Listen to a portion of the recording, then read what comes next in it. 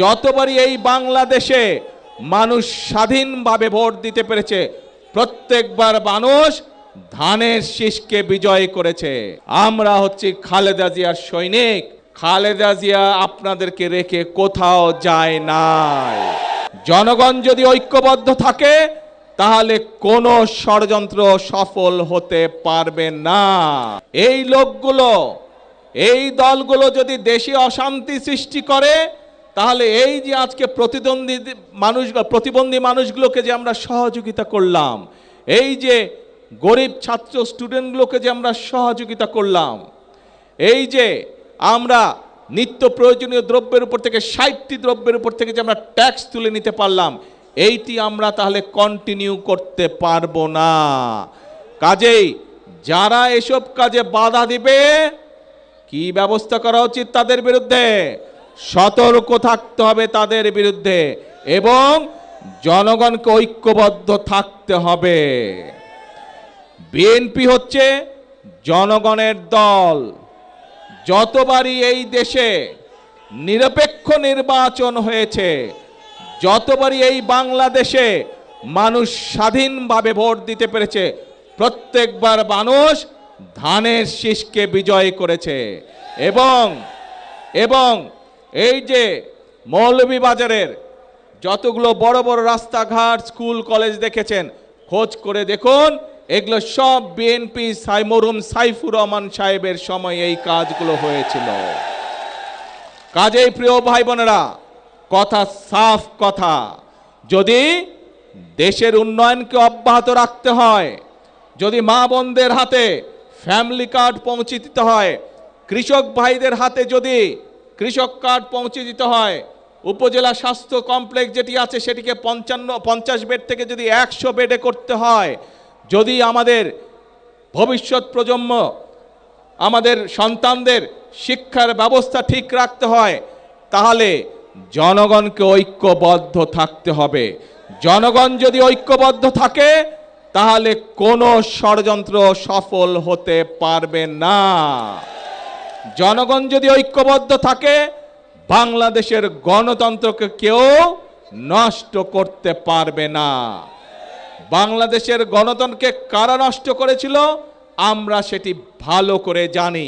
আমরা দেখেছি দেশ স্বাধীনের সময়, দেশ স্বাধীনের আগে এবং পরবর্তী সময় গণতন্ত্র বিনষ্টকারী, গণতন্ত্রের বিরুদ্ধে ষড়যন্ত্রকারী সবগুলো একসাথে ছিল।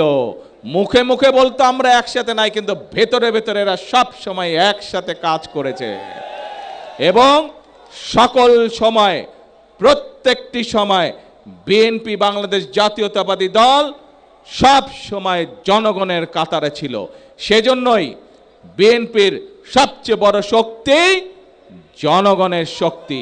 সেই জন্যই বিএনপি সকল সময় বলে থাকে, জনগণই আমাদের সকল ক্ষমতার উৎস। প্রিয় ভাই বোনেরা, এবং প্রিয় ভাই বোনেরা, আমরা দেখেছি বিভিন্ন সময় যখন দেশে জনগণ যখন ফুঁসে ওঠে গণতন্ত্র রক্ষা করার জন্য, আমরা বিভিন্ন সময় দেখেছি বিভিন্ন জনকে বিদেশে চলে যেতে। খালেদা জিয়া আপনাদেরকে রেখে কোথাও যায় নাই।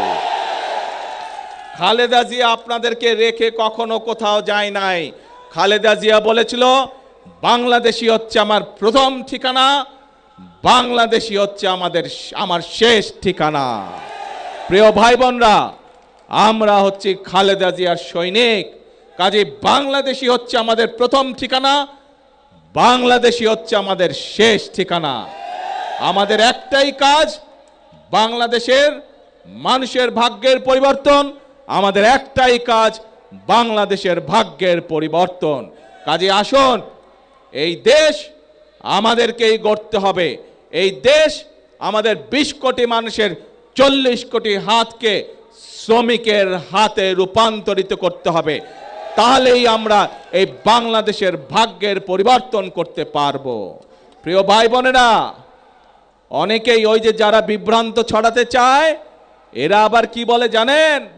এরা বলে ফ্যামিলি কার্ডের টাকা কোথা থেকে আসবে, কৃষক কার্ডের টাকা কোথা থেকে আসবে, আপনাদের সবাইকে সাক্ষী রেখে তাদের উদ্দেশ্যে আমি বলতে চাই, এই যে আজকে এখানে শ্রমিকদেরকে, চা শ্রমিকদেরকে ঘর নির্মাণের জন্য 2 লক্ষ টাকা দেওয়া হলো, চা শ্রমিকদের পরিবারের সন্তানদের লেখাপড়া করার জন্য 10,000 করে টাকা দেওয়া হলো তাদের বৃত্তি হিসাবে, এই যে মানুষের চিকিৎসার জন্য 50,000 করে টাকা দেওয়া হলো, এগুলা কখনো আগে শুনেছেন? আপনারা দেখেছেন?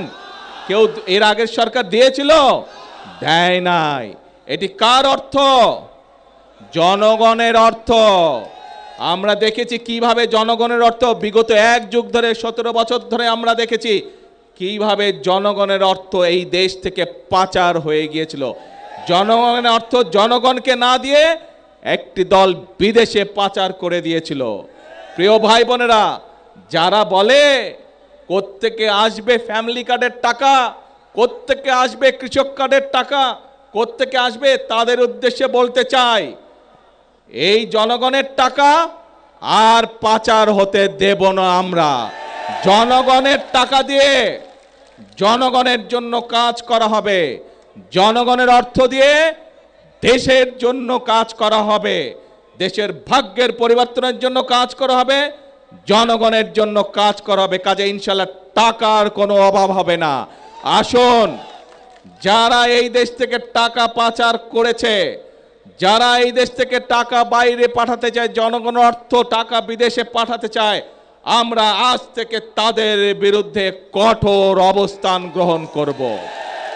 আমরা যদি সকলে চোখ কান খোলা রাখে, তাহলে এই দেশের মানুষের অর্থ সম্পদ কেউ বিদেশে পাচার করতে পারবে না, এবং সেই টাকা দিয়ে আমরা সকলে মিলে পরিশ্রম করব এবং সেই অর্থ দিয়ে আমরা দেশ এবং দেশের মানুষের ভাগ্যে পরিবর্তন করব। আছেন নাকি আমার সাথে সবাই এই কাজে? ইনশাআল্লাহ।